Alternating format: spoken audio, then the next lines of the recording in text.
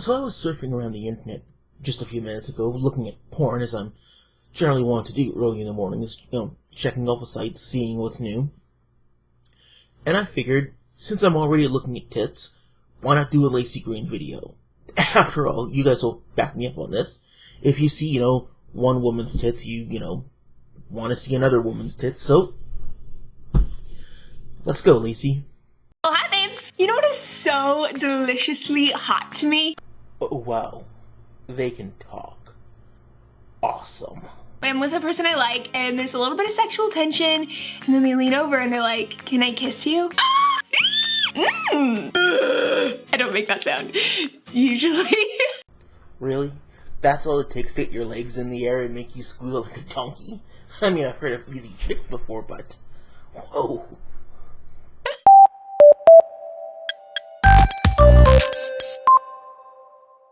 Okay, look. Why don't you just be honest and call this what it really is? Vapid, big-titted bimbo cock teases audience while pretending to talk about important things. Granted, I suppose that isn't as catchy, and doesn't fit on a title card as well. Oh well. What are we actually supposed to be discussing here, Lacey? Why is it so sexy? Because they asked for consent if it was okay, which shows, one, that they respect me, No it doesn't. How low is your level of self-worth that you take asking a guy if he can kiss you to be a sign of respect? I mean, come on, fuck. It's no wonder you've built a career off of showing your tits to drooling guys while pretending like you're not just attention whoring if your self-esteem is that fucking bad. Sorry, I forgot. Was she actually trying to make a point here? Oh yeah, right, the whole asking thing. Okay, Lacey, most women don't expect guys to ask. In fact, I went online and I looked up all manner of tutorials about kissing your boyfriend, having your first kiss, etc. Ones written by women, for women and girls. And out of the 5 that I looked at, do you want to know how many even suggested any kind of verbal discussion about it? 2 of them. And of the 2 that actually suggested any kind of verbal discussion, those 2 basically had it as a last resort. In other words, what they said was, if your boyfriend is such a fucking loser that he can't actually pick up on all the signals that you're sending him, actually tell him to do it.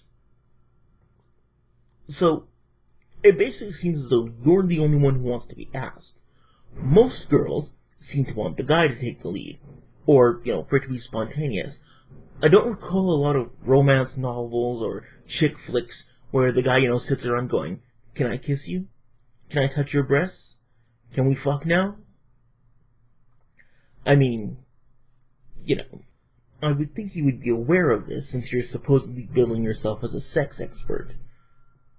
2, that they've got some basic sexual communication down. Hot. But consent isn't just hot, it's also mandatory. Sexual contact without consent is assault or rape.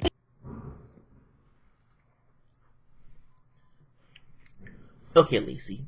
Considering the fact that you're trying to talk about things like rape, you are way too cheerful to be taken very seriously. It also might help if the camera wasn't angled straight down into your top. But at least it gives me something else to focus on except your grating voice. Fuck. Here's the thing, people often think of sexual coercion as something that's, violent or physically restraining. In reality, sexual coercion is often much more subtle. It happens between 2 people who know and maybe even trust each other. The perpetrator will use pressure, manipulation, drugs, alcohol, and force to initiate sexual contact without permission. Worse, in the real world, sexual coercion is often seen as acceptable. Like pushing someone over and over and over after they've said no, or okay. I think you're a little confused on what coercion means. Or you're not actually confused and you're just a lying little bobblehead. There's that possibility, too.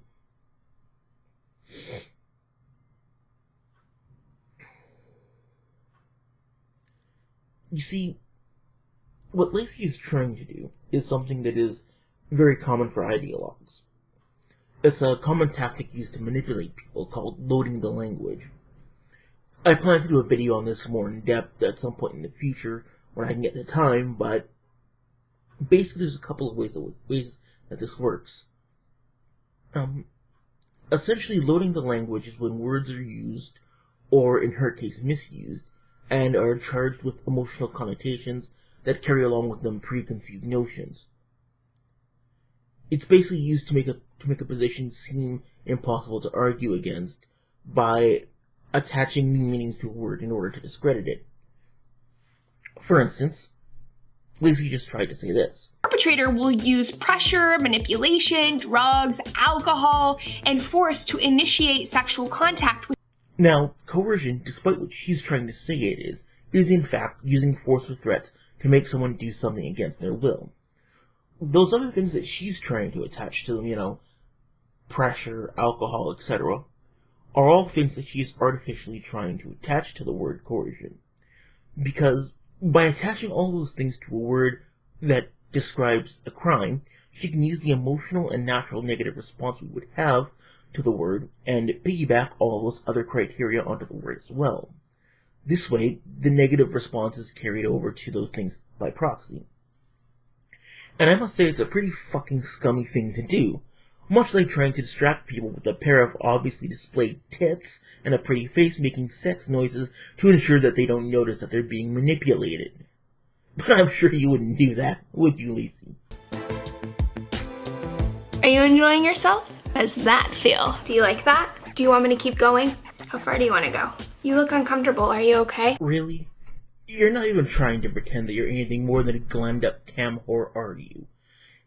At least cam whores are honest about it, and I can respect that. Pointing out the obvious aside, Lacey, the problem with what you're trying to say is that while sexual communication is always a good thing, most of it is nonverbal. Researchers have found that actually talking about it during the act of sex leads to a much less gratifying experience. So, you're basically giving people advice on how to have really shitty sex. Which, again, as someone who pretends to be a sex expert, I would think you would know this.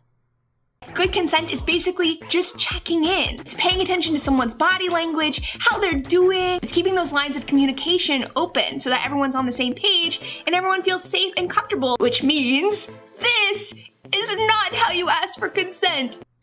I am so glad that she has such great tits. It makes listening to her much more tolerable, believe me. Oh, and for those of you who think that I'm being way too hard on Lacey about, calling her out on being a cam whore just trying to use her tits and lady bits to manipulate people, all I have to say is, watch her to this music.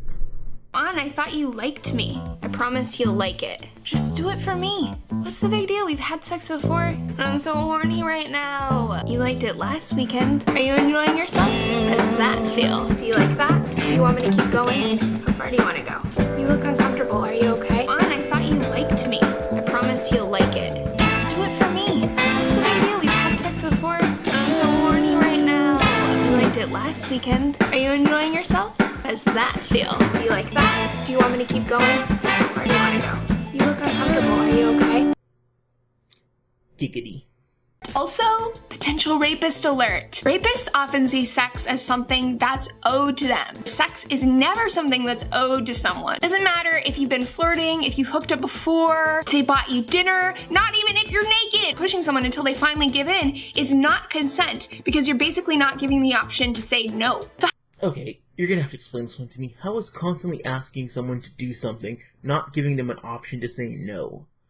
I would think it's giving them plenty of options to say no. In fact, one option for each time you ask the question.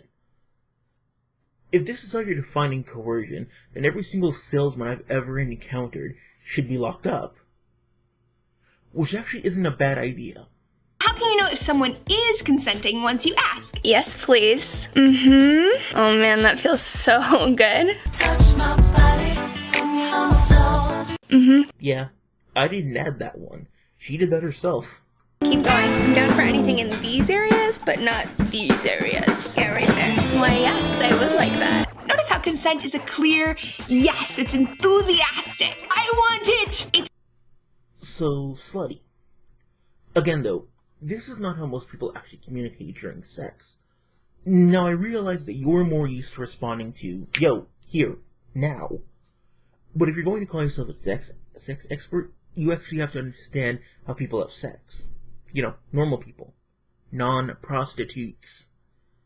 Now, if you actually wanted to impart anything useful, you should be telling men and women how to properly read, decode, and project these nonverbal signals. Not telling them to do something that they aren't going to do anyway because it ruins sex for them. Or, well, at least you would do that if you actually cared about such things, like rape and consent, beyond, raking in the mad dough by using real issues to sell yourself. Oh, might sound like. I don't like that. Can you stop? I'm not ready for this. Can we slow down for a second? I'm not into this anymore. I guess, if you want me to. Please don't. Okay, I have to ask. Am I the only one who found it really creepy that she tried to sex that up too? I mean, after watching it, I feel kinda dirty. And not in that good 10-hour bondage porn binge kind of way. See, here's one of your problems, Lacey. Aside from, the whole slut thing. You're constantly trying to conflate didn't want to with didn't consent. These are not the same thing. We all do things we didn't want to. I've had sex with partners before when I didn't want to, but I did it because I placed what my partner desired over my own desires. Because, I'm just that kind of person. But you're trying to put the two into the same camp so that you can artificially increase your victim pool. You're lumping together so many different separate criteria that just about anyone can claim that they've been raped or sexually assaulted. Well, any woman. I'm guessing none of this will apply to men. Also, as a side note, you're making up a lot of shit too. Like your bullshit rules about consent. Consent does not in fact need to be enthusiastic or even verbal. You might want to check the actual law on that. Just because someone doesn't say no doesn't mean they're saying yes. They might feel uncomfortable or guilty or not know how to say it. So that is why it's really important to hear that verbal out loud yes. But you just said they might not know how to say no. So if they don't know to reject it, they might not know or might not feel comfortable saying that they don't want it as well. Again, this is why most of sexual communication is nonverbal. We read signals from our partners, which sometimes might be misunderstood. It's the price we pay for booty, baby. And if they're being quiet, ask them, hey, how you doing? What's up? How's it going? Everything okay? And that, my dears, basically, in a nutshell, is how you practice good consent. Well, how you say one practices good sex. So, there we have it, guys. Now we know how slutty bimbos want it. And I'm actually not kidding about that, really. I mean, think about this for a minute. She's essentially breaking sex down to a mechanical pattern of commands and removing the interpersonal relationship of it. Her version of sex is really just kinda like what it would be like if you were actually doing it with a prostitute or some random bimbo on the street. Just a straight up, suck my dick, get on all fours, do you like it like that? Oh, baby. With all the actual intimacy that comes from reading and getting to know your partner removed. I really can't picture someone who thinks like this, just spreading it for anyone who asks without actually caring about who it is that they're with. She really presents a dull and unintimate version of sex. But if they're too drunk to drive, they're too drunk to give consent, period. Getting sexual with someone who's wasted, slurring their words, their body's limp, they can't communicate clearly, maybe they're throwing up, that's absolutely sexual assault. Well, according to you. But we've established pretty much how much you actually know about such things already. Actually, one really has nothing to do with the other. See, okay. You're too drunk to drive because the alcohol is fucking with your motor functions. You would still be perfectly capable of making your own decisions by that point and quite a long ways after. That's why we punish drunk drivers, because they are capable of appreciating their actions and knowing that they shouldn't have done it. It's only if they're drunk to the point of incapacitation that their ability to consent is removed. You know, if you're going with that whole pesky law thing. Sometimes when I'm at schools, people ask me, well, what... Okay, wait a fucking minute. She actually lectures at schools? On what? How to suck cock in the back of a car without ruining the upholstery? How to monetize your tits on YouTube? What the fuck else could she possibly teach? Ugh. Even the tits can't make me care anymore. Fuck. I'll See you guys later.